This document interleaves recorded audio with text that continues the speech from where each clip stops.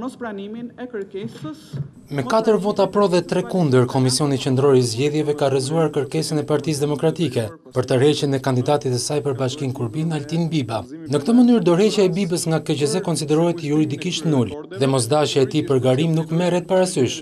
Për demokratët, kërkesa për tërheqje është një drejtë legjitime dhe se komisioni duhet ta marrë në konsiderat. Në gjithë botën, përveç Iowas edhe ndonjë shteti tjetër, nuk kam dëgjuar të ndodhë.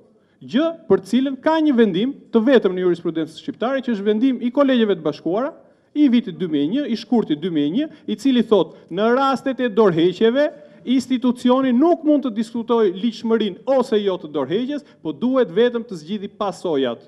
Një vendim të vetëm ka dhe nuk është në linjë as me vendimarrjen që ka marrë Komisioni Qendror i Zgjedhjeve, as me vendimarrjen e kolegjit. Është vendim i Kolegjeve të Bashkuara të Gjykatës së Lartë. Për socialistët, logjika juridike e opozitës është e papranueshme. Kërkesa, siç u parashtrua edhe nga parafolësi, në kërkesë nuk ka bazë ligjore, pra nuk mbështetet në asnjë pikë të kodit zgjedhor regjistrimi, tërheqja, si dhe këto diskutime që janë bërë, janë certifikuar dhe nga një vendim kolegji që tashme është një vendim për të zbatuar dhe jo për të diskutuar. Me rrëzimin nga KQZ të kërkesës e demokratëve, zyrtarisht Altin Biba do të jetë garues për kryebashkiak të Kurbinit, por vendimi nuk është mangë PD të mbetet bindjes dhe thirrjes së saj që banorët e Kurbinit të bojkotojnë zgjedhjet në këtë njësim.